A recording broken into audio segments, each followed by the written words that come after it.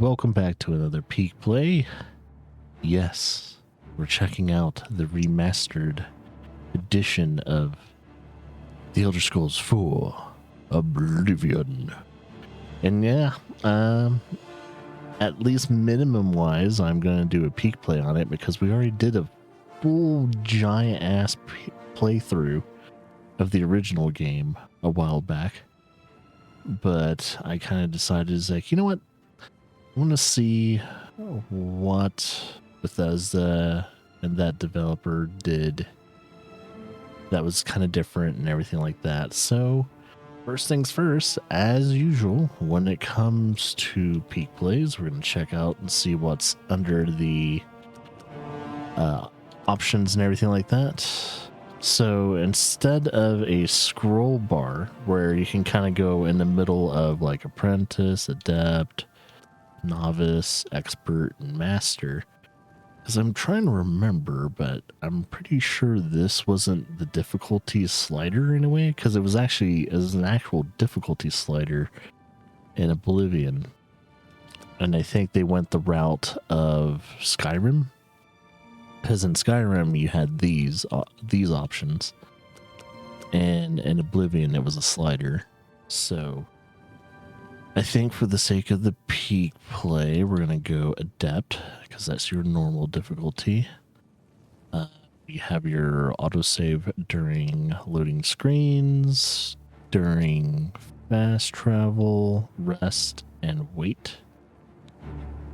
So those are all by default. We have toggle vibration strength. We'll just keep it on high. An inversion of axes. Horizontal and vertical sensitivity when it comes to looking. You have aim assist. You can turn that on or off. We're going to have that off for now. Blood splatter visibility, which I think they said technically that's a new one.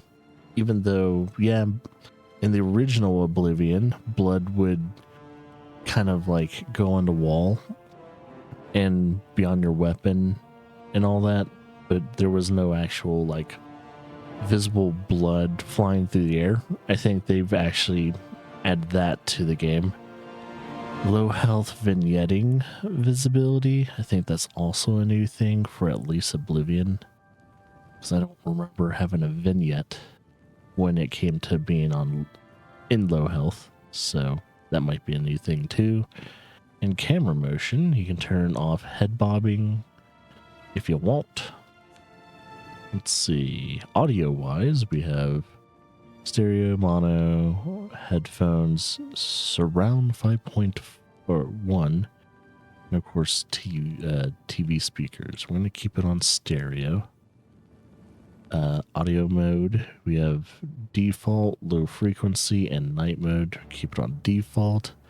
You have your master, music, sound effects, dialogue, ambience, footstep, interface. Yeah, that's all of them. I like how footstep is the most specific one. They could turn that down or keep it as loud as you want. And since we're playing this on the Xbox Series X, we have the performance mode or quality. We're going to keep it on performance. Let's see. You have your brightness intensity. You have your field of views. It's currently at 75. I usually try to jack it up to around 90.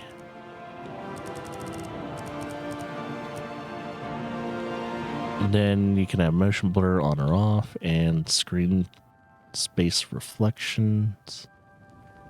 So you'll have that on or off as well, which I think that means like, you know, the game environment, possibly characters reflecting in water and all that too, if I'm correct. They don't really go into detail of what screen space reflection is. All right, and in interface we have languages. So we have 1, 2, 3, 4, 5, 6, 7, 8, 9. Only 9 languages supported. So they kind of went the low ballpark route there. And we have text sizes, low, small, medium, large. Subtitle visibility on or off. Subtitle text size. So, pretty much the same thing there. And dialogue camera transition. So what this changes is adjust camera behavior when entering dialogue. Turning this setting on will smoothly zoom, while off will keep the standard camera. So yeah, you can have the old school camera, thing where it just kind of snaps to the character that is talking and all that. And I think some people have already had problems with the whole camera transition. Well, at least the new one. So people have turned that off. But we're going to keep it on just to see what it kind of does. Last but not least is mostly your button bindings. So you have that. You can even bind new buttons for like open quest, open help, and quick saves and auto load. So I guess if there is a button that we're currently not using, which I think all the buttons are being used. Actually, there's probably one button that's not being used. So if you want to have a quick save button, I think there's one button that's not being used. So if you wanted to do a quick save or something like that, especially for the controller, you should have at least one button that you should be able to map for that. But since we're doing a peek play, do you want the key? Yep, we'll do that.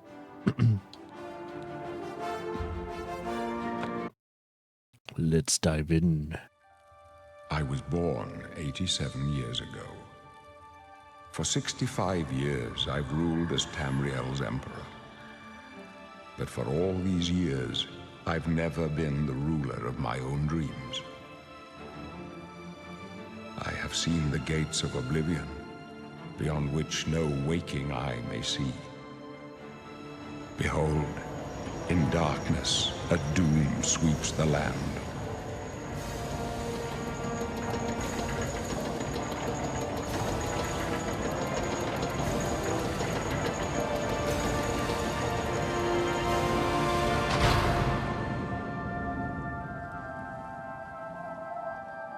This is the 27th of last seed, the year of Akatosh 433. These are the closing days of the Third Era and the final hours of my life. It's the music. It's the music.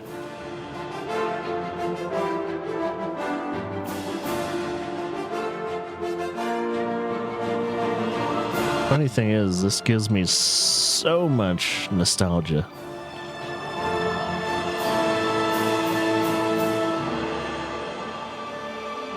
It's crazy how, like, it would be very hard for me to give this an extreme honest review. Thank God I'm not doing a legitimate review of the game. Because I would be nostalgia bait because it's working.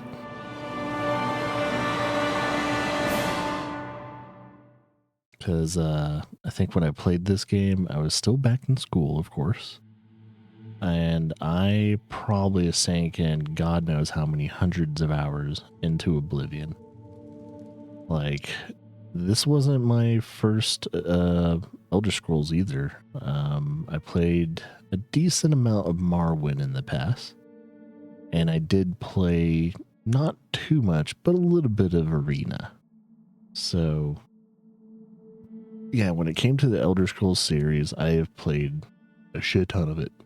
I played mostly, if I would put all the hours together of all the Elder Scrolls games, including Skyrim, nothing beats the amount of hours I have played when it came to playing Oblivion, though. Like, Oblivion, hands down, just absolutely annihilates when it came to like one, of course, nostalgia, but two, the amount of hours I put into the game and everything like that.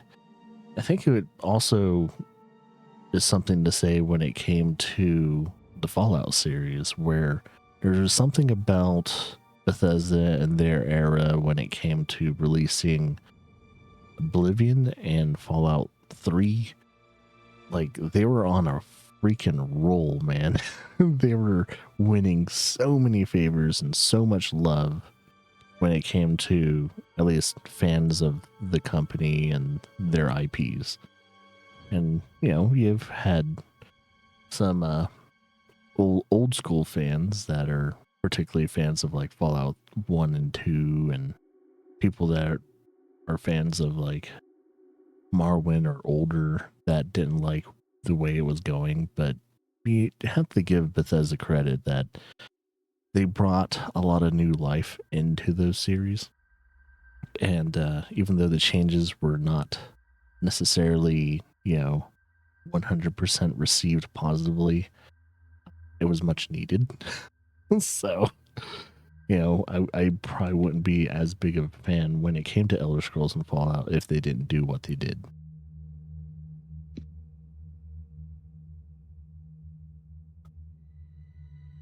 So yeah, let's see what we got here. So we got all the classic races that were in Oblivion. I think they added, I'm trying to remember the lore of Elder Scrolls, but I don't know if there's quite that many races that you can truly play as. And you got your Argonians, you got your Khajiits, you have your Nords, your Breton, Dark Elves, your Orcs, Redguard, High Elf, Imperials, and of course your Wood Elves. So usually there are three races that I tend to kind of bounce between. One of them, of course, is the Nord, where I'm going to be strictly heavily based in either melee combat and maybe dabble in a little bit of magic. And I usually choose an Argonian or a Khajiit when I kind of want to bounce between stealth, melee, and magic. Just depends on kind of what I do. But there's always a joke in the Elder Scrolls community that no matter what class you build, no matter what race you choose, it's all a roadmap to stealth archer. And I kind of agree with that. So that's the thing too. Right, before I actually choose my race, we're also going to see the difference when it comes to the body type. So you have your kind of like male body type here, then you have your female body type there. For the peak play, we're going to go male, and it's either going to be between a Khajiit or Nord. I think for a lot of people, Nord would be a little bit boring. It's usually the what you call the race I usually choose. But I'm gonna go Khajiit today. And we're just gonna randomize the features real quickly just to show you all of kind of what's there. The hair looks great, by the way.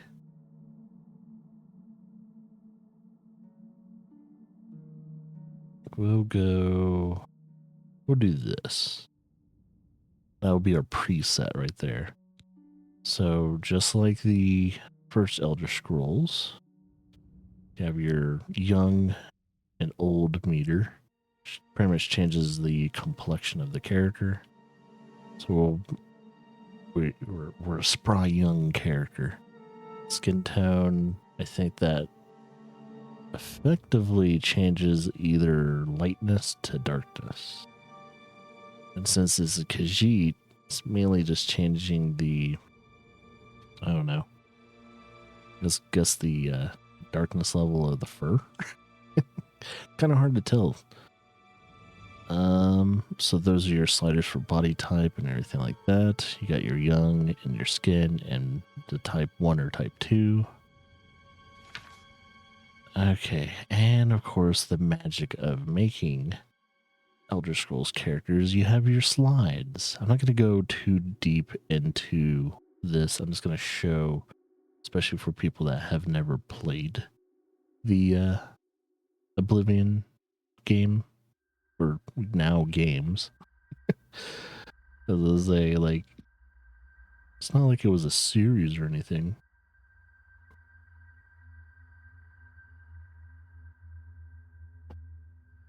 So it's slightly subtle. But yeah, you have your sliders for your brow and all that. So you can go up and down there, which I won't change this, but I think with the cheeks, yeah, you can kind of see it going in and out.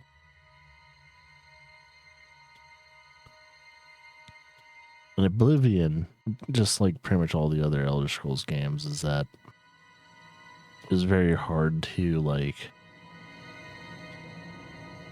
make a character super detailed and everything, due to the fact that most people play the game in first person view, and you also eventually came to the point to where you're wearing a helmet. It's always a problem with RPGs with character makers and everything like that. Is that you would make this very detailed character that you would probably spend at least an hour on making, and then it came to the point to where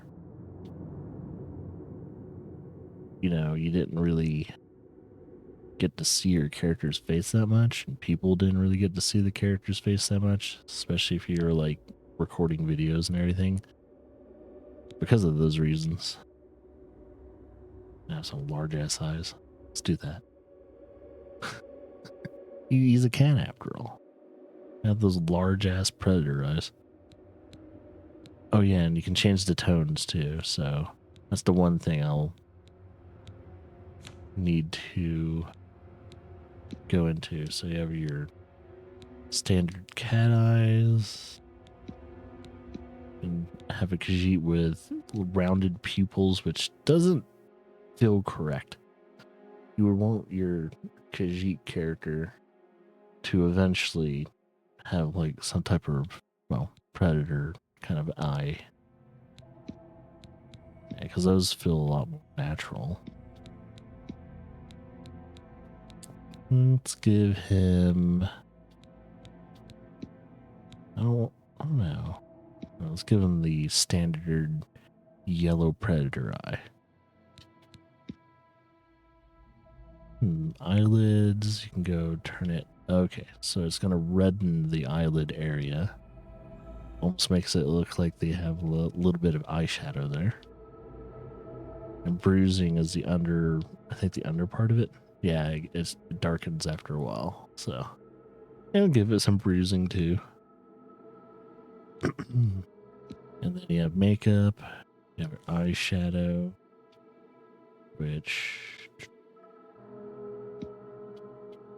for some reason I can't change it. Oh, here we go.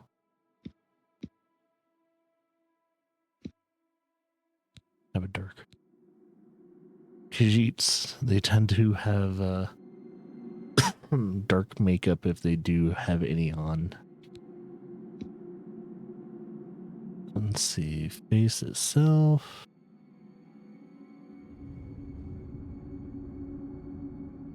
I think that's this.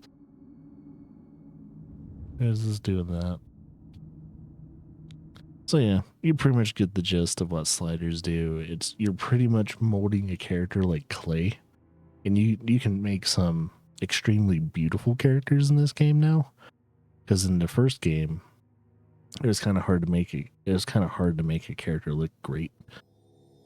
But the standard is that you can make a freakishly creepy looking character, and it worked really well.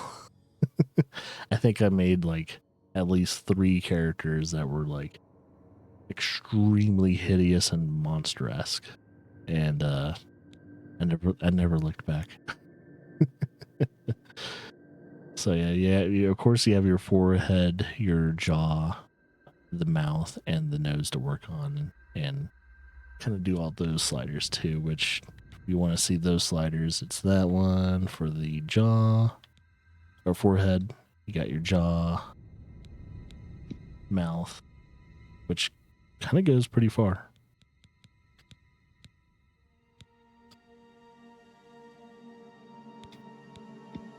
And your nose. So you work on the overall, the bridge, nostrils, Celian.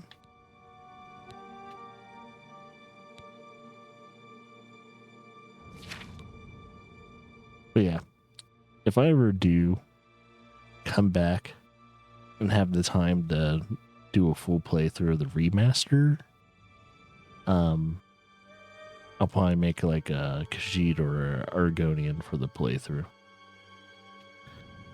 But not for a while.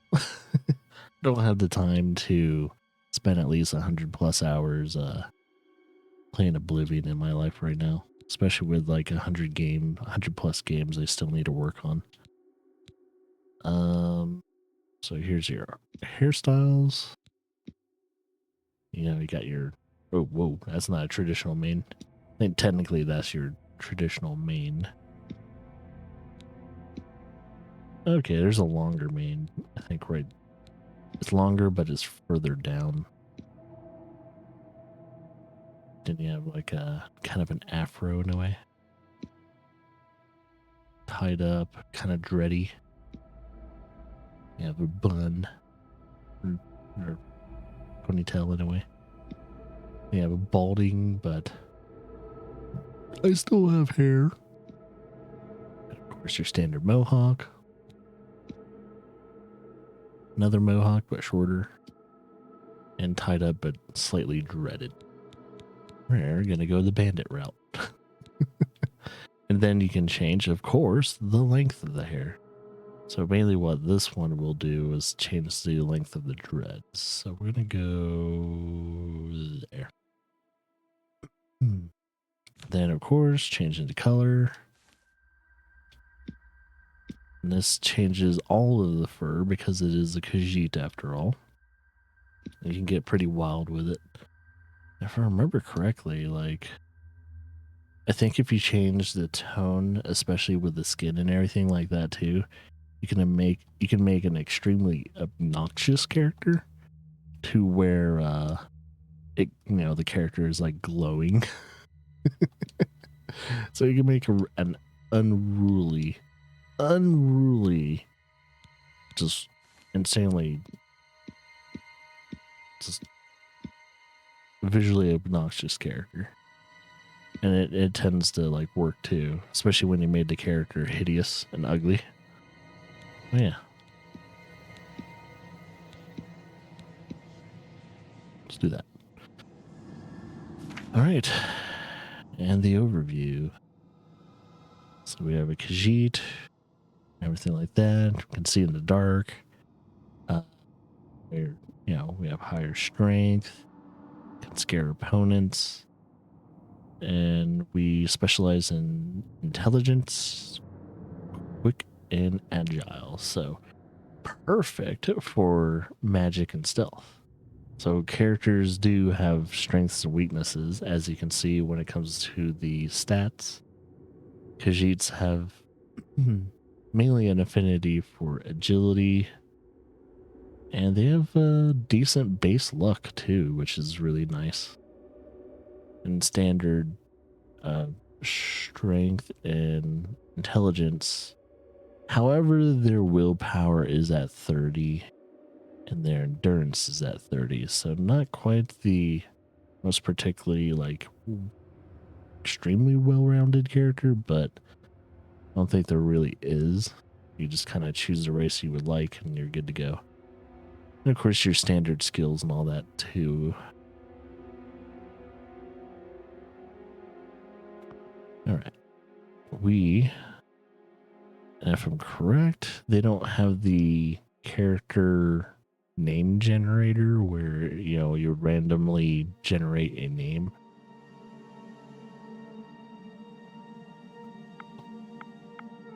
So I need to start finding like a standard name to use for like peak plays.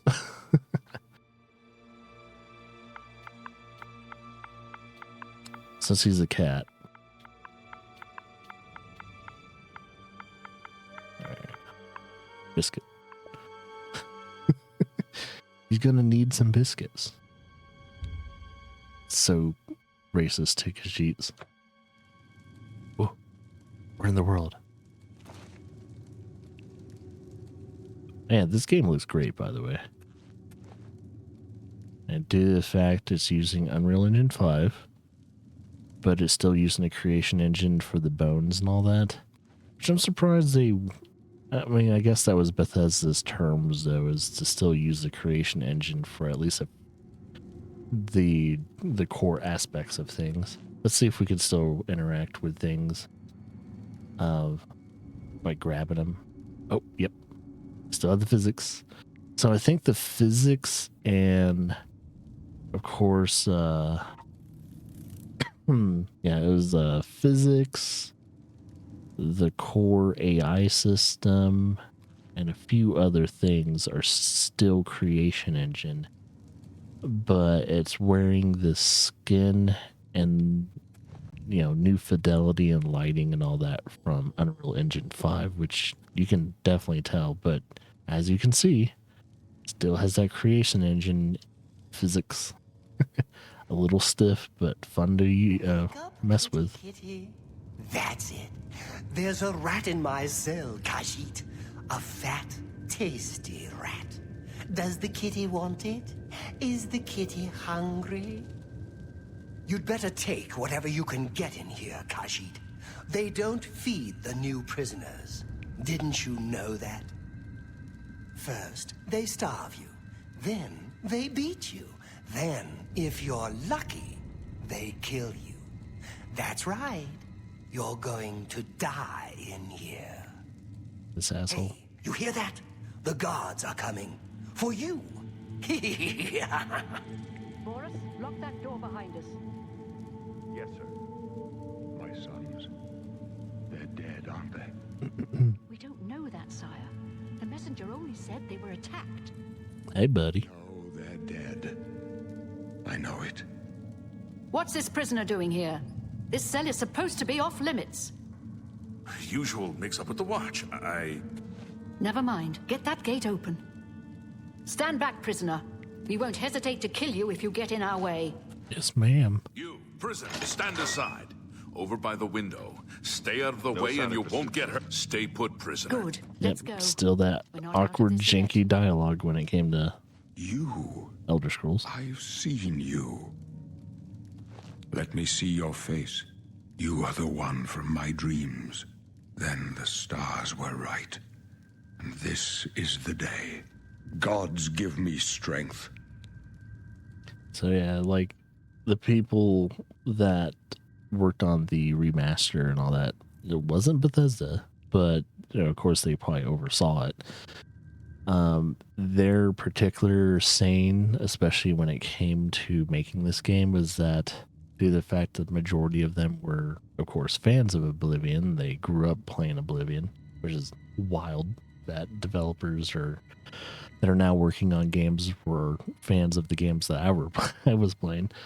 You know, they wanted to keep that janky charm. You know, they said it a lot more kindly than I did. But yeah, there's a jankiness and a charm to the older Bethesda games that they wanted to keep. And you can see it, but they upped the detail, they upped the lighting, they redesigned character models, and I'm firmly positive with all the things they've done so far. Assassins attacked my sons, and I am next. My blades are leading me out of the city along a secret escape route. By chance, the entrance to that escape route leads through your cell. Perhaps the gods have placed you here so that we may meet. As for what you have done, it does not matter. That is not what you will be remembered for. I am your emperor, Uriel Septim. By the grace of the gods, I serve Tamriel as her ruler. You are a citizen of Tamriel, and you too shall serve her in your own way. I think a lot of people have forgotten that is the one and only Patrick Stewart voicing Uriel Septim.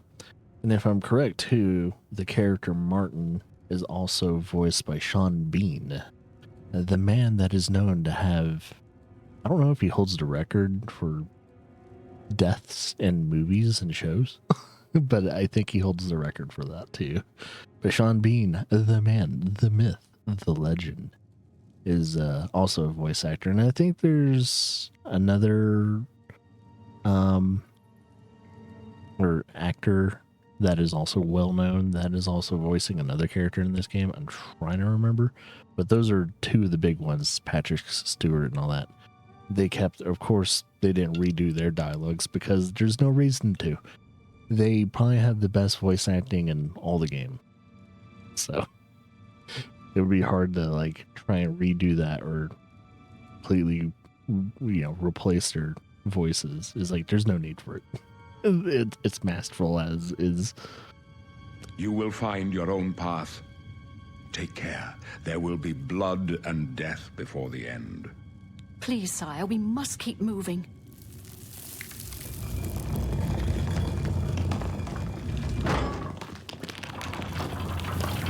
Better not close this one. There's no way to open it from the other side. This doesn't concern you, prisoner. Looks like this is your lucky day. Just stay out of our way. Yes, sir.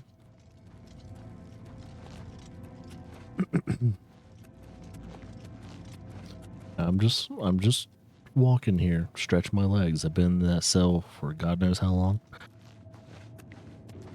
And I always like how in Oblivion and in Skyrim you're a prisoner. You're either a captive or you're in prison. So you start from the lowest of the low, which I don't know. For some reason, I'm always attracted to games like that where you start from almost rags to riches. Protect yourself. The captain's down. Let's see. Oh, somehow she just died. So I'm going to... I don't even think she got shot or got hit by a spell. It was ridiculous how that happened. We're clear for now. Captain Reno? Let's take some of that. She's dead. Sorry. Let's take that. Nope, didn't mean to take that. We'll just do that. How could they be waiting for us here? So there's a vignetting when it comes to Go stealth. back now. Don't worry, sire. It's like you have 3 camera options. They won't be the first to underestimate the blades. Yeah, you can't customize the third person view. You stay here, prisoner. Don't try to follow us. Yes, sir. Of course, you have your weight. Oh, wait. Okay, we have our character sheet, so that's your standard. A lot of people, including me, have said that the new UI, at least look and setup, is a lot better and is a much needed change for the original Oblivion. And yeah, I do have to say it looks better. It's a lot more clean. So you got that. So we don't have a birth sign or a class yet. We're level 1. You can see your magicka, health, and fatigue there. You can see your attributes and your minor skills. And oh yeah, we don't have our major skills yet because we haven't gotten out yet. But we'll eventually have major skills put in place. But I think the leveling is still kind of the same, but they also introduced a few things when it came to the leveling that were also a big thing when it came to Skyrim as well. They don't have the Skyrim trees or anything like that, but just a certain way like leveling works, they kind of changed it a little bit when it came to like people that liked Skyrim. And but overall, the leveling still feels like Oblivion leveling. Of course, you have your faction sheet and your detail sheet, which we'll scroll through real quickly. You know, days gelled and everything like that. People killed, creatures killed, etc., etc. Souls trapped.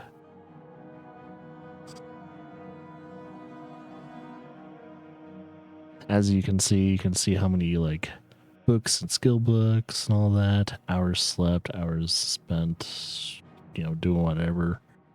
Horses owned, houses owned, stores invested in, which I totally forgot you can invest in stores. So you got that stuff too.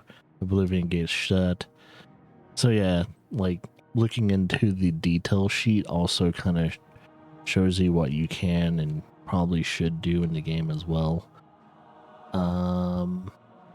Let's go to our inventory. Usually her sword's always gets taken away, so you can never really hold her sword. And it's pretty much the same stats as the steel sword, so we'll equip the steel sword. And we'll put on some new clothes for us. Why not? So even though that doesn't give us armor, it's something different. I'm going to drop that though. And we're just going to drop all of this. And then we have our healing potions. We have a torch, which we will never need a torch as a Khajiit, but we will select a torch just to see how it looks in the game. And that's about it.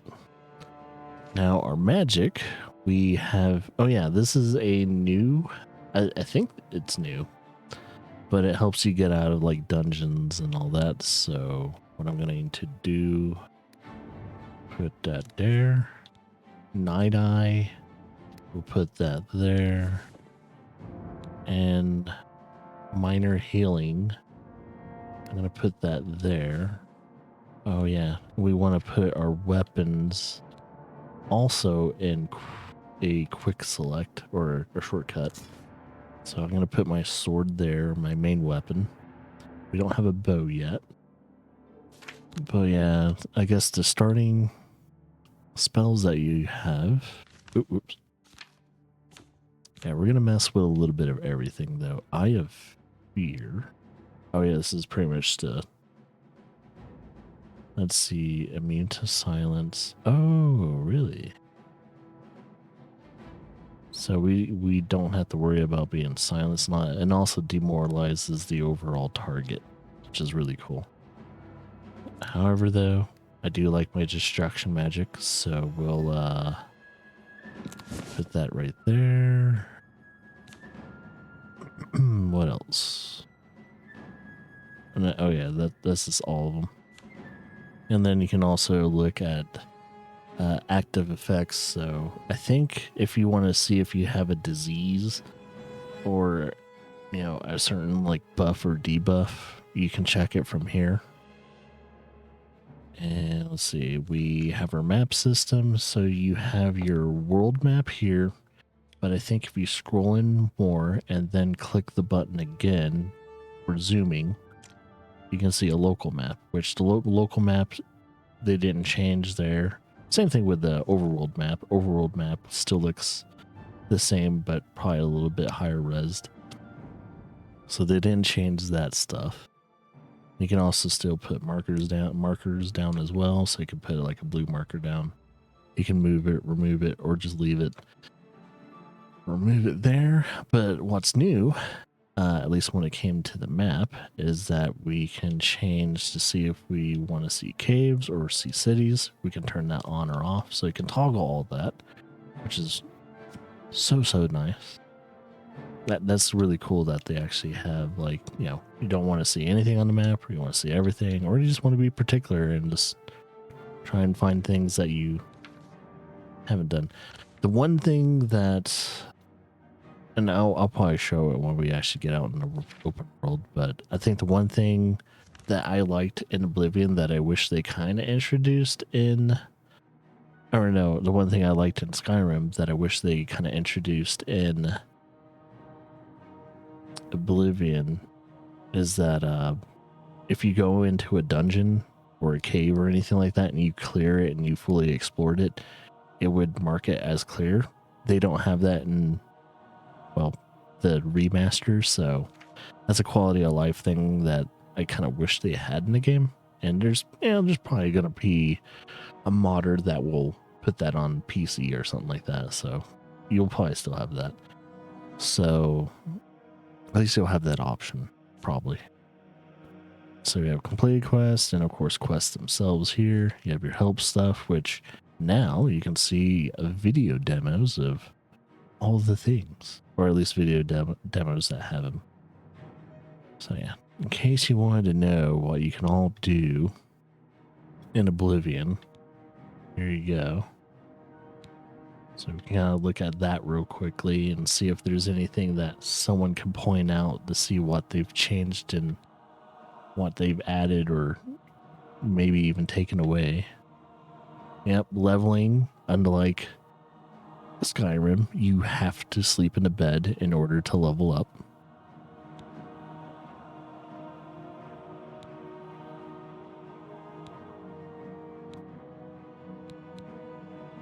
Oh yeah, I mean, it's pretty much all standard when it comes to Elder Scrolls games. If you played even one Elder Scrolls game, at least from Morrowind and on, you're going to be very familiar with pretty much everything in the game. And there's a lot of stuff. And the longer you play an Elder Scrolls game, the crazier it gets. Oh yeah, let's get our weapon. Well, that rat's dead. Oh yeah. Oh shit.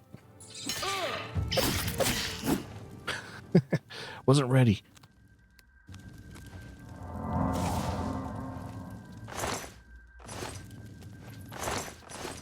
Rat meat. So yeah, there's the torch. You can see it kind of interacting with the light. You see how the lighting works in at least Unreal Engine 5 compared to the Creation Engine. It actively, changes, and it even changes like how the direction is and how close you are to it as well. Well, it's not perfect because due to the fact the torch is like right there. Oh, yeah, it's pretty good. It's decent. Like the further the torch gets to the edge, that darker shadow disappears, and if I take it away, it increases a little bit over time. So that's pretty good. So there's your torch and all that as well. Let's see the updated model of the rat. So if I'm correct, I should be able to hold it up, move them about. And it's not bad. The fur's a little, janky, but it looks like they put some like luminescence when it comes to the gums and tongue. So you can kind of see like light passing through a little bit of the skin and everything, which is pretty cool. All right. So now that we've checked out how lighting and all that works as well, which we're also going to do. Let's see. Wait, where's my torch? Oh, it's right there. Yeah, we'll probably never see the torch ever again now. Where's that? No, it's clairvoyance. Night eye. So it's pretty much your night vision, but for cats. And or anyone could have night vision. I usually go either sword or axe route. We're just gonna do sword for now.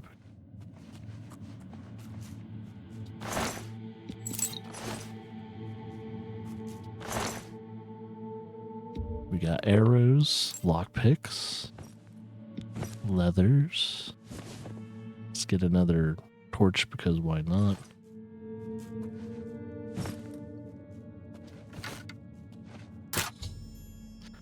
And yes, the lockpicking.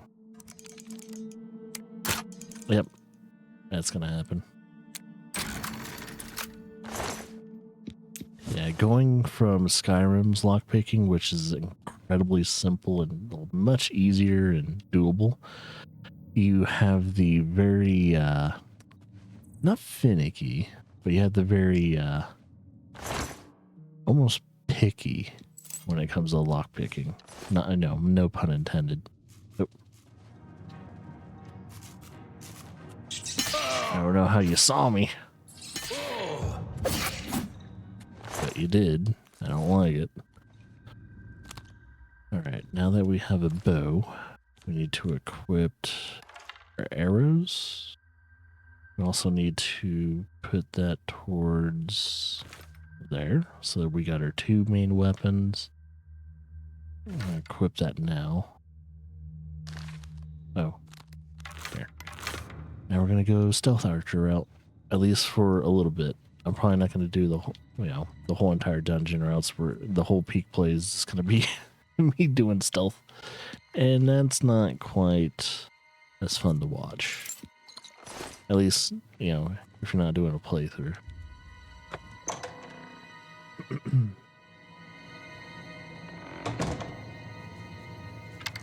So yeah. So it takes some getting used to, but just like another Elder Scrolls game, when you go stealth archer route, you never go back. Because you find out how easy it is to take out most enemies. And it makes your life so much more simple when you go stealth archer route. I think all my characters do eventually become stealth archers, which is ridiculous. So yeah, you also have your heavy armor as well. And in case you don't want anything that you kind of picked up, you can drop it. Oh yeah, didn't I pick up some leather? Yeah, let's do that. We're looking a little janky. We don't have pants. Oh yeah. 1 second. I have my sword, but I don't have my shield. So let's equip the shield. So now, when I select my sword, I switch to bow, I use the bow and all that. The shield shields should be present. So in a way, you've made a what do you call it? A weapon set whenever you make a shortcut.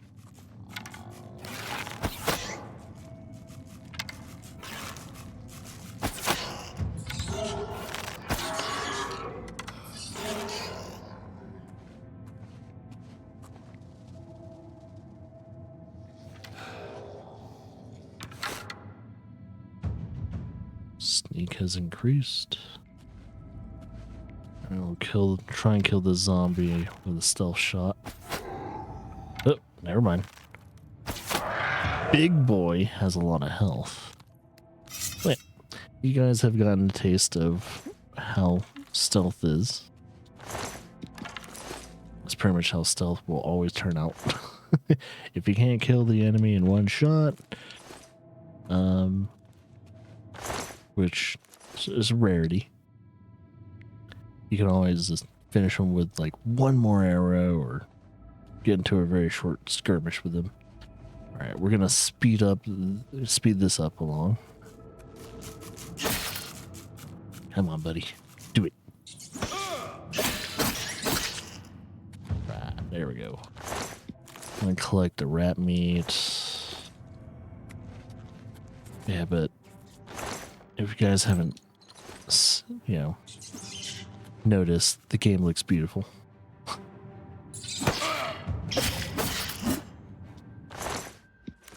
Also, what's new, if you haven't noticed as well, there is a combo animation. So 1, 2, 3, 4. That wasn't in the original game. And I think movement and everything in third person is also a lot cleaner. You can actually play Oblivion like a third-person RPG now. You can also whip out the camera even more if you want. So third person finally is now actually doable in an Elder Scrolls game.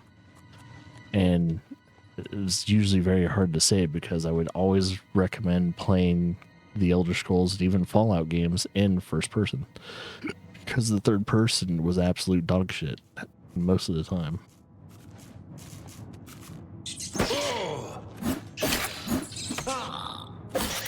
So you can actually see your character a lot more if you wanted to. So let's actually put this to the test.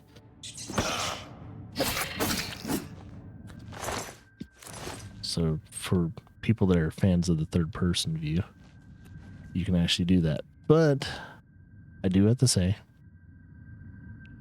it will never beat looking for items in first person mode. Actually, is there anything? So I know you can get your first heavy helm there, your first heavy shield. Oh yeah, and then you can get your first warhammer there. That's about it.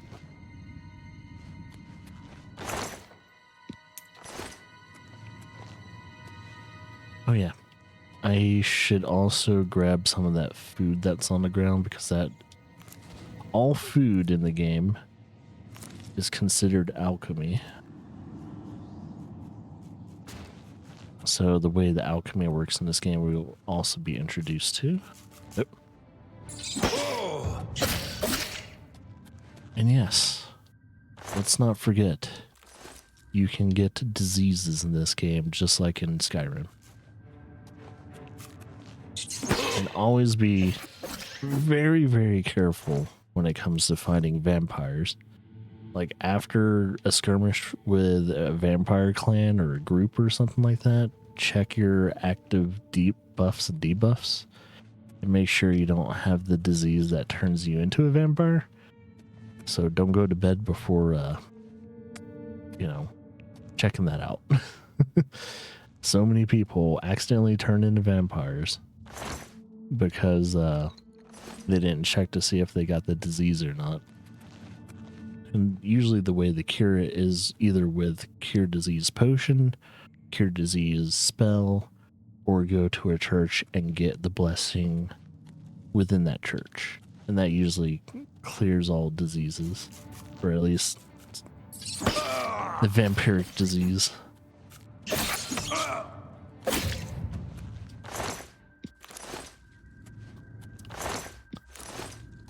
Yep. And also, what they've changed too, you see how it looks right now? So when I pick it, you'll see a smooth little transition animation. It kind of squishes in and gets pulled in. So here's a better example, is a bigger one. Boop, boop. It's actually kind of satisfying picking things.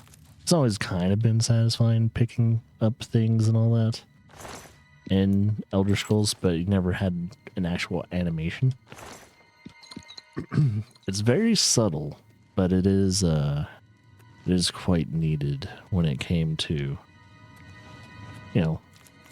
putting that in a remaster where the item gets lifted a little bit, squished, and then pulled in is really nice. Like, I like that visual indication that, oh yeah, I'm picking something up and it's disappearing. It's very nice. It's very nice indeed.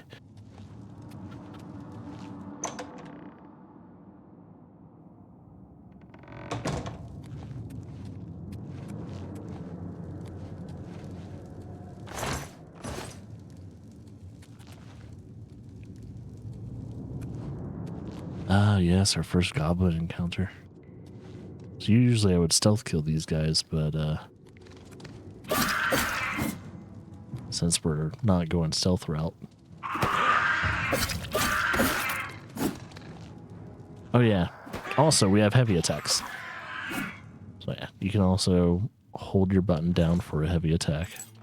I think that's in pretty much the majority of Elder Scrolls games.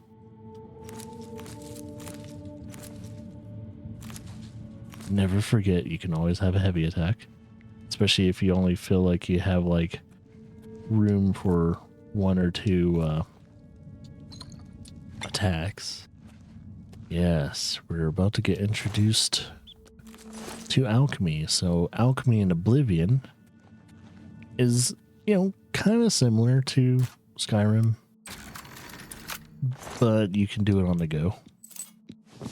They pretty much have the same practices in place, but instead of being, with Skyrim, especially when you come across a new ingredient, you don't really know what that ingredient does and all that. I think you know at least every single item's base property and what they do, and you don't have to eat that item to find out that base property. So you don't have to consume things like, mortal flesh and rat meat and all that. And I think usually in the difference between Skyrim and Oblivion is that food wasn't considered an alchemic property, but in Oblivion it is. So all food has like at least 3 other effects other than restoring like things like fatigue and all that. And, having some kind of healing property as well. So if you want to do alchemy in this game, you have to choose the tool in which, and I think there's a total of, I have 1 of the tools in alchemy. So, and there's 3 other like tools to find. If you have the full set, you can have better like chances of having better potions, having better effects and all that too. But since we have the mortar and pestle for now, stick to that. So I think this is new. I'm trying to remember, but I don't think they had it to where you can filter positive and negative effects and stuff like that. So we can't restore health, but we can restore fatigue. We'll select all 3 of those, do that, and we just create ourselves a potion. Now negatives, we can either damage fatigue or damage health. And trust me, making potions in this game is very handy when it comes to making money. I don't know how much money I've made, but I think I made a majority of money. Like, if anything, get into alchemy for making money. Because I usually have no need to have a health potion unless my restoration magic is not keeping up with healing me.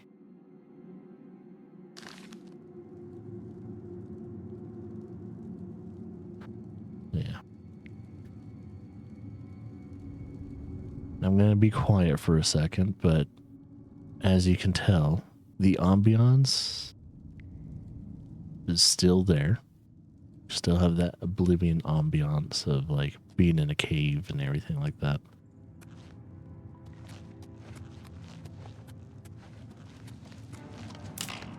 Yep, trap. And it just missed.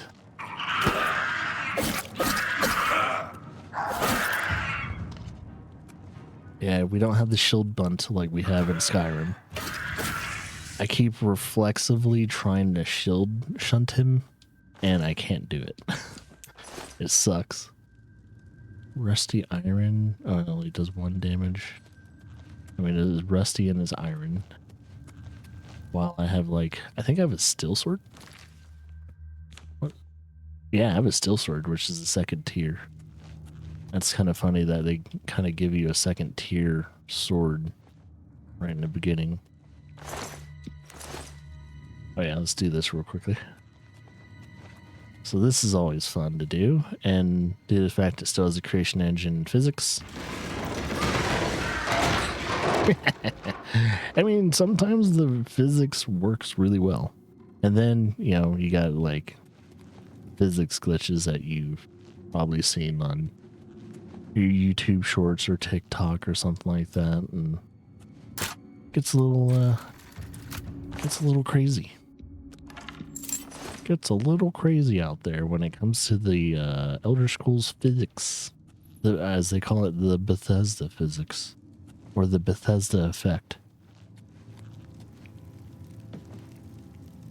Apple. We never eat the food, we just turn it into potions eventually. Everything gets turned into a potion at one point or another.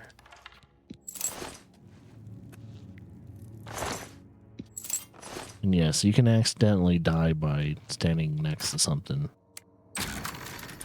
too closely, especially if the physics are going a little wacky. It's due to the fact it's physics based.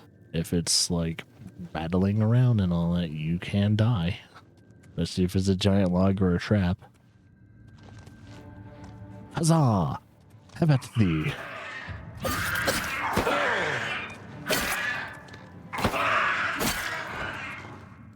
He made all that noise and no one came to his rescue. You shitting me, buddy?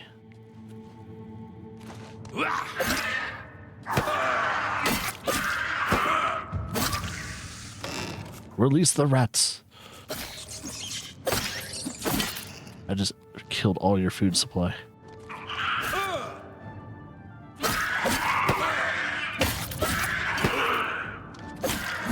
Oh yeah. One thing I should probably mess with, because I'm playing the game the way I... Oh, that rat got a little feisty there. He's exacting his revenge. That rat is he died the way he lived.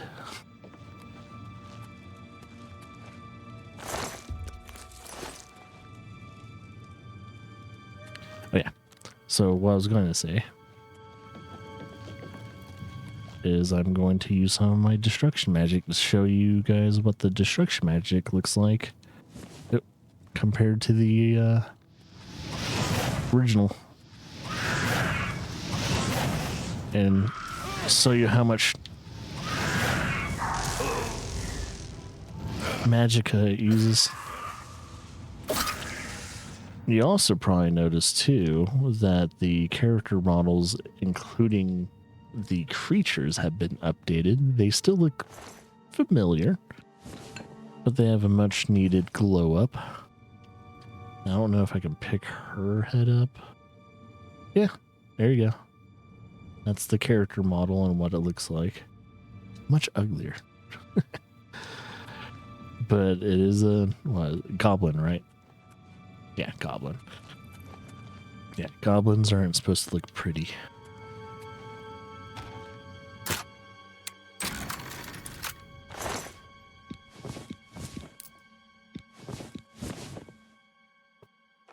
There we go.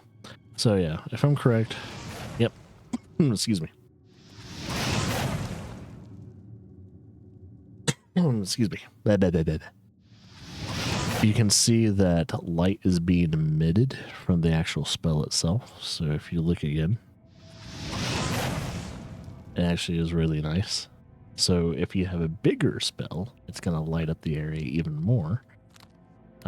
Same thing with clairvoyance. It leaves a little trail and everything as well. But yeah, I think clairvoyance is a new one, because I think I'm trying to remember if they have clairvoyance in the at least Skyrim. So I don't think they had it in the original Oblivion. But it's a much needed spell after going through a whole entire dungeon, and especially if those dungeons are incredibly long. You kind of need, it's very easy to get lost in dungeons in Oblivion, especially if you spent like 30 minutes to an hour in a dungeon, and you kind of need to remember what your way out is again, and sometimes it's hard to read the internal map because they don't really have a very good, like, let's say a good example. Go into the internal map or local map, It's very like pretend like this is actually 2 levels right here. It's actually very hard to figure out, is this higher or is this lower? Or is this higher or this is lower? There's no real big indicator telling you otherwise of like, well, are some of these areas overlapping each other or not? You know, it gets confusing sometimes. So that's why clairvoyance is a very good spell to have, especially if you're lost.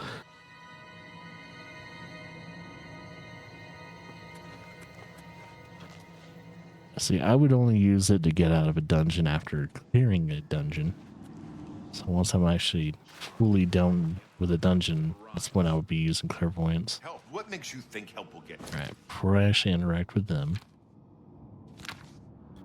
I think there's nothing else to do. Oh yeah, I can use the staff and all that, but we've already seen magic being used. Get rid of that. Here before more We're of these good. bastards. Here they to come get the again. Emperor out of here. Oh. For the blades and the Emperor!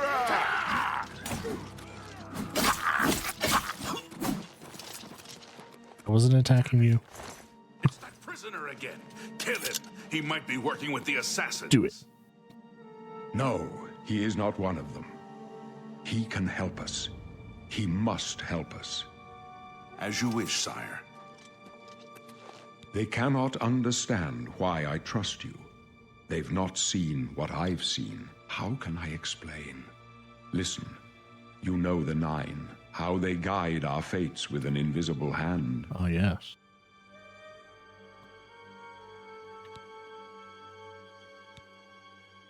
I've served the Nine all my days, and I chart my course by the cycles of the heavens. The skies are marked with numberless sparks, each a fire, and every one a sign. I know these stars well, and I wonder which sign marked your birth. Ah, yes. The usual choice of either choosing the warrior, the mage, the thief. Those are your standard signs. I think they defaulted me to apprentice. But you also have the steed, shadow, and the tower. So unlock, yeah. You magically unlock doors and reflect damage and all that to their attackers. So you pretty much have like a thorn damage ability. Acronaut, ritual, the lord, the lady, the lover, and of course the serpent.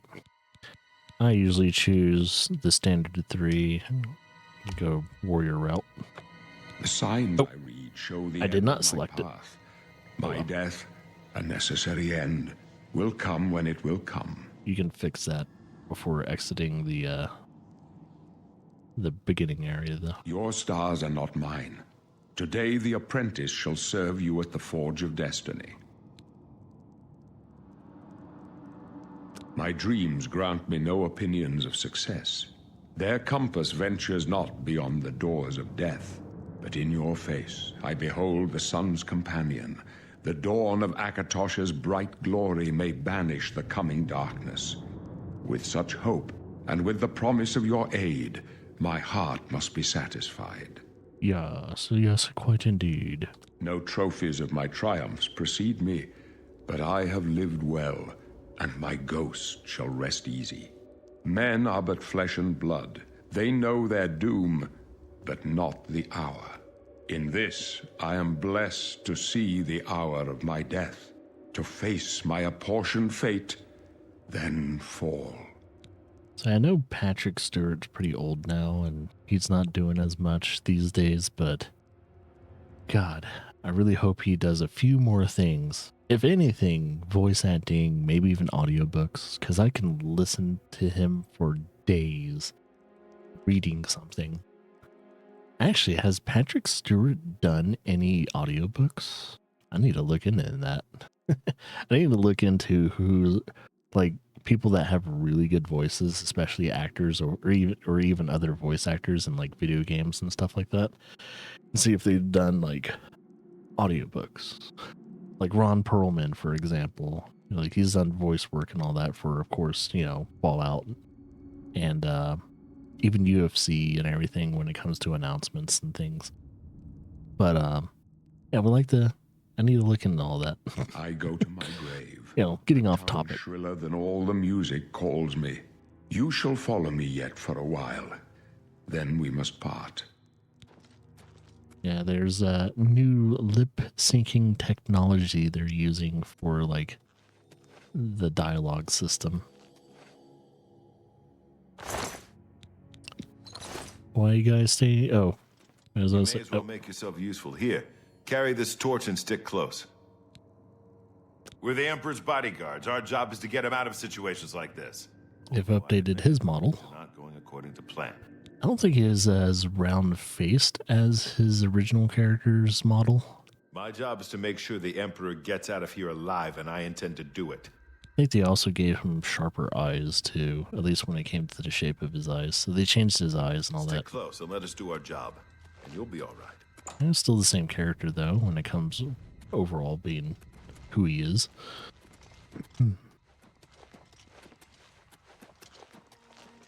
But yeah, I think the thing that stands out the most is the lighting and detail. Take them down! Protect the Emperor! And that's what you kind of get for having Unreal Engine 5 being utilized. Long live the Dragonfire! This way. You're lucky I like Nope, sorry. Otherwise, you'd be dead I already. thought you were an enemy. Thought they were charging. Not much farther.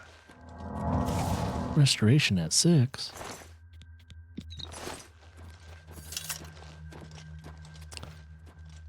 But yeah, the blood spattering and all that is a much needed effect. Protect the Emperor! Anything to give you like combat feedback is really nice. Yeah, we also have acrobats. So if I jump around a little bit,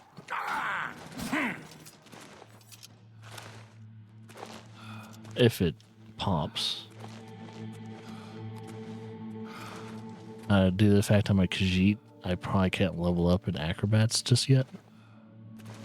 But that's the thing in Elder Scrolls, Oblivion compared to we compare it to Skyrim, is that is not a thing in Skyrim. Acrobats, I don't know why they took it away. Probably because it gets a little crazy.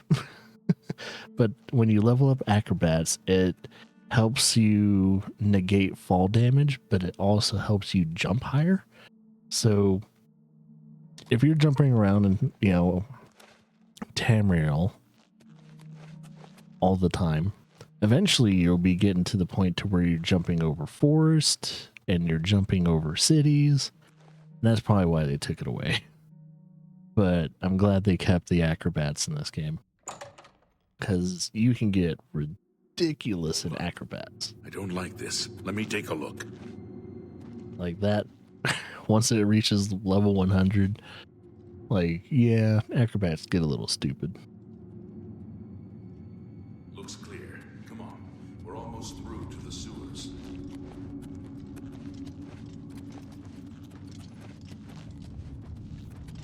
And if you notice, there's bugs crawling around. So they also have that little thing. Damn it! The gate is barred from the other side. A trap! What about that side passage back there? Worth a try. Let's go. Let's go. I'll scout it out. Dead end. Dead end. God, the lighting. Oh, it's so crazy. I love looking. I'm a sucker for good lighting in video They're games. behind us. Wait here, sire. Wait See, here with the Emperor. creation Guard engine him would with not your be able life. to do this. Die, you For you the scum! Emperor! Yep, they still have that jankiness. Creation engine, man. I can go no further. You alone must stand against the Prince of Destruction and his mortal servants. He must not have the Amulet of Kings. Take the amulet, give it to Joffrey. He alone knows where to find my last son. Find him and close shut the jaws of Oblivion. Of Oblivion. Oh yeah, they have a new animation for his assassination now. You chose a bad day to take up with For the the cause of the September. Damn, dude, you got fucked up. No. Talos, save us. We failed. I failed. The Blades are sworn to protect the Emperor. Now he and all his heirs are dead. The amulet. Where's the amulet of kings? It wasn't on the Emperor's body. Strange. He saw something in you. Trusted you. They say it's the dragon blood that flows through the veins of every septim. They see more than lesser men. Am I his son? The amulet of kings is a sacred symbol of the Empire. Most people think of the red dragon crown, but that's just jewelry. The amulet has power. Only a true heir of the blood can wear it, they say. He must have given it to you for a reason. Did he say why? I think some people, jokingly say that your main character in Oblivion is actually like a bastard child of like Uriel. It would kind of make sense in a way, but it's such a weird little thing to kind of come up with. Joffrey? He said that? Why? Nothing I ever heard about, but Joffrey would be the one to know. He's the Grand Master of my order. Although you may not think so to meet him, he lives quietly as a monk at Waynon Priory, near the city of Coral. First, you need to get out of here. Through that door must be the entrance to the sewers, past the locked gate. That's where we were heading. It's a secret way out of the Imperial City. Or it was supposed to be secret. Here, you'll need this key for the last door into the sewers. There are rats and goblins down there. But from what I've seen of you, I'm guessing you're an experienced scout. Do you think I'm a scout? Yeah, I guess so. But I'm going to go warrior. And you can also make custom classes. So you can go you can choose specializations, favorite ability, attributes, and minor attributes as well. We'll go the warrior route though. In hand. Oh, we're not going to use heavy armor. Oh no, we'll go scout. The scout will go into light armor, blade, blocking. We still have armor and all that, so. I thought so. A few rats and goblins won't give you any trouble. You must get the amulet to Joffrey. Take no chances, but proceed to Waynon Priory immediately. Got it? Got it. Good. The Emperor's trust was well placed. I'll stay here to guard the Emperor's body and make sure no one follows you. You'd better get moving. May Talos guide you. By the way, thanks for recovering Captain Renault's sword. I'll see that it is given a place of honor in the halls of the Blades. It's always sad to see that sword go away. We'll have to get used to it. And unlike Skyrim, you can keep working on your restoration spell without having to take damage. So you can keep casting restoration spells and level up in restoration, which is very, very handy. As long as you're casting it, you should be able to level up in it. You don't need to use.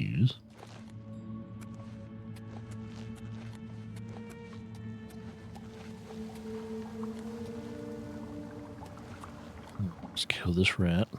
Boom, boom. Oh, cool. One shot kill for the rat.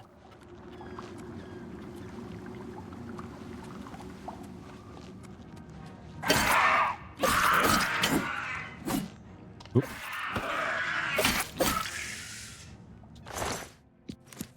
Goblins have no chance in hell. That's for sure.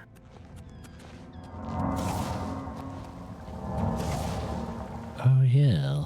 Just trying to find that switch for that door. I probably can't find it here. I probably have to go through another entrance area. Entrance or exit. Oh, wait. Oh. Hold the line. Hold.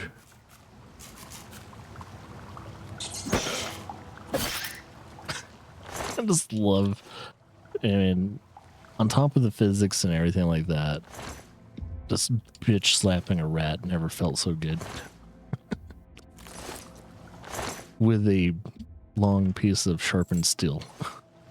If you think about it, that's what exactly you're doing with the sword is bitch slapping someone with a very sharp and lengthy piece of steel.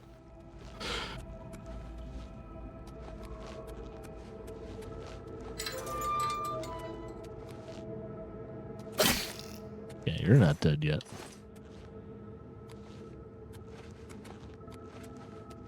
Oh, and I think this is an added detail.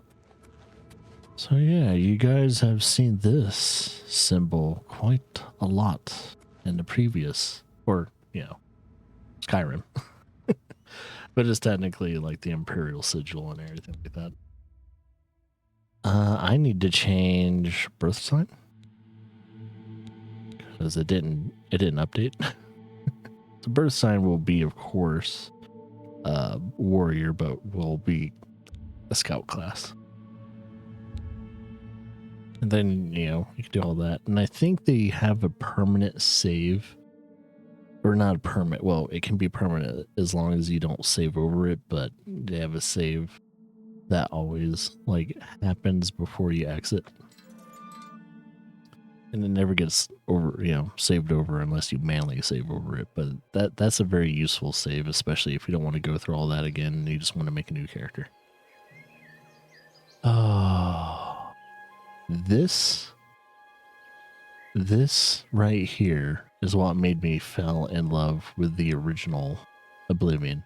You get out of that cramped sewer and you're introduced to the open world. And my God, does it look pretty. You can even see, I think that's a Daedra statue over there. No, it's not a Daedra statue, it's that tower. So it's that magic, it's that tower you technically own, but you don't own quite yet. But, yeah, that's the magic, I forgot what you call it. There's a specific name for the tower, but that's for magic users and everything. So technically, you can already go over there.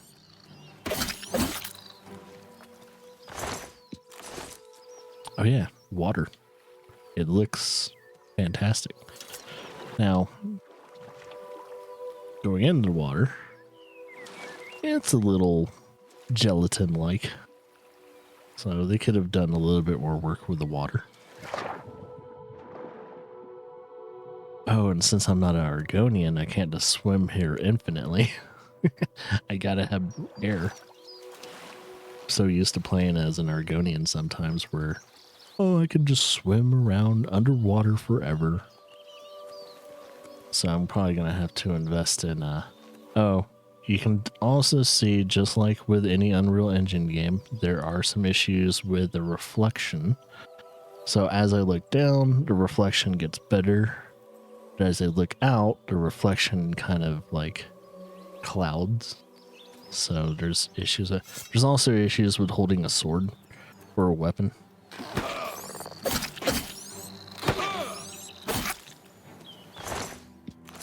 So yeah, if you see right next to my sword, yeah, there's a little bit of a reflection issue, kind of like a shading issue when it comes to the sword and everything.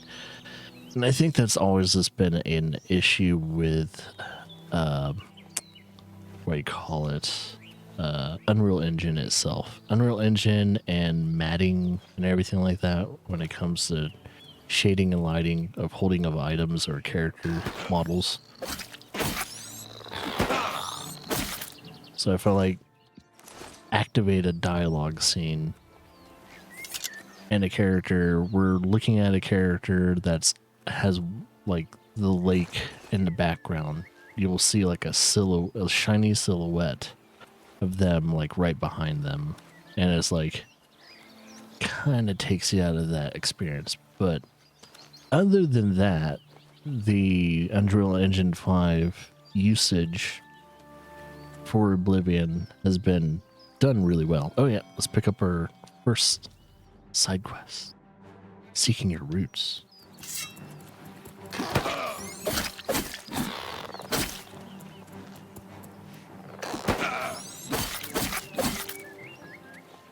Yes, they still have the blood spatter and all that. Still looks like tomato paste.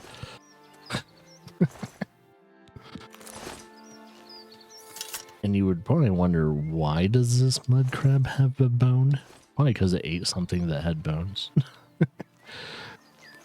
That's my only official thing.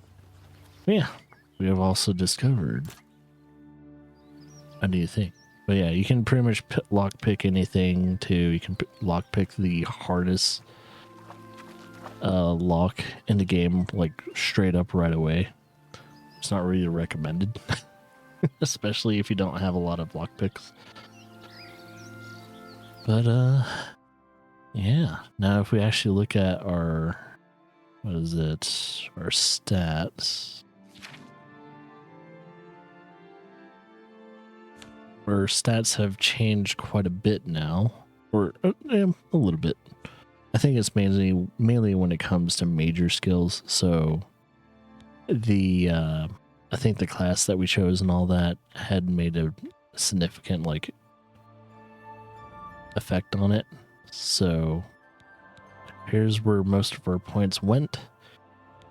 Is armor, athletics, blade, blocking, alchemy, acrobats, which, yep, less fatigue when jumping. What also they don't tell you about acrobats, though, is your jump height and fall damage, too. Oh, yeah. So when you get to expert in acrobats, you can jump over the surface of water, which is really fucking cool. So water is never an issue anymore when it comes to just getting out of it as well. So that's also a really cool thing.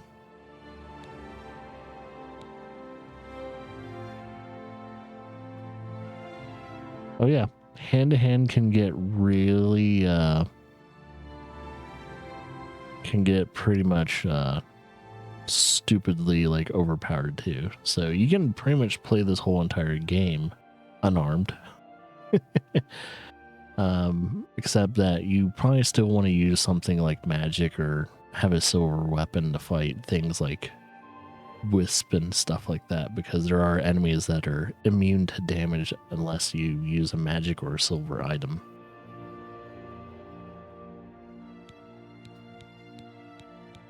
So yeah, I think you guys have gotten the gist of what the remaster looks like and all that. The draw distance is amazing. It looks prettier than ever. Of course, there's some bugs and issues, visual issues, even with Unreal Engine 5.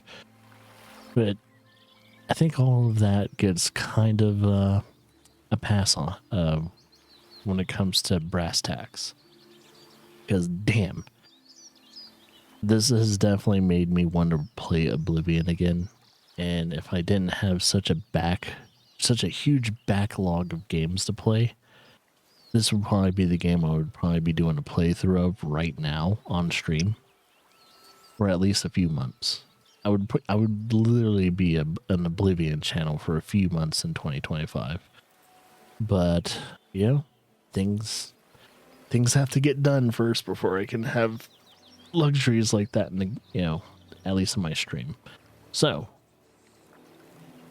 when it comes to my recommendation, would I recommend it? Abso-fucking-lutely. I'm a huge Oblivion fan. I'm just an Elder Scrolls fan in general. They did a fantastic job remastering the game. And it's not a remake because it, like, bare bones, it is Oblivion. They're still using the creation engine, still has the same kind of AI, dialogue systems, you know, still in place there, still the same. They still have all the basic things of what made Oblivion, including the jankiness. So the jankiness is still there. On top of that, what makes it different from being a remake is that, you know, as of what I said, they have the bare bones of what makes it Oblivion. It's overall just a much needed facelift compared to, like, I don't know, facelifting a game that's only a generation or two old. Games that are as old as Oblivion or older need to get either remasterings or remakes.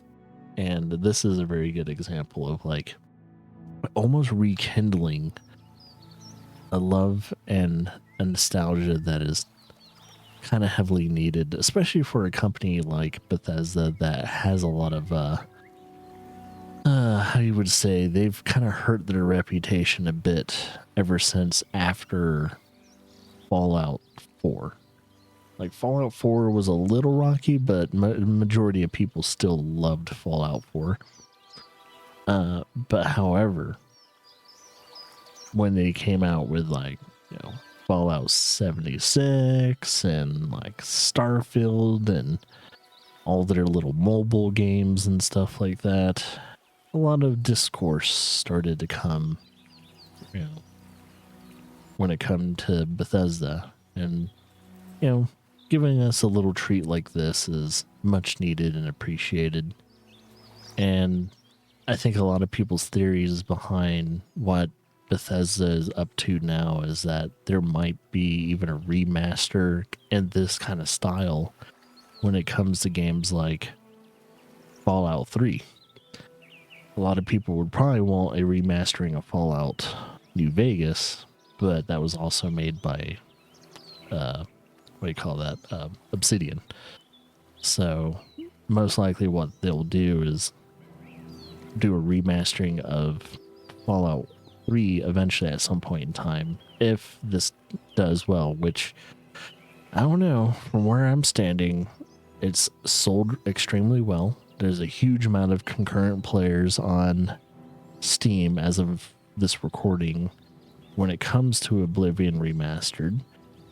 It's also on Game Pass, so a shit ton of people are playing it on Game Pass on top of that. And I don't know how PlayStation 4 sales have went, but I'm pretty sure it probably sold pretty well on PlayStation 5. So you got that too. But yeah, absolutely recommend this. I am probably going to at least try to do a full playthrough of the remastered version of Oblivion, because I think by the time the at least Elder Scrolls 6 comes out, I'll probably get this playthrough done at some point in time. So yeah, because it's probably going to be at least minimum another 2 years before we get to see Elder Scrolls 6, at least as a trailer or gameplay wise. Bethesda's still Bethesda as a company. Usually when they announce a game with a trailer and gameplay, that's usually the same year they're going to release it too. So I guess we'll see. But until then, I'll look forward to doing a full playthrough of this game eventually at some point in time, and I'm pleasantly happy with this remastering of one of my favorite Elder Scrolls of all time, which is Oblivion. But yeah, it's time for me to move on. I'll see you guys in next peek play or playthrough, and as always, enjoy yourself.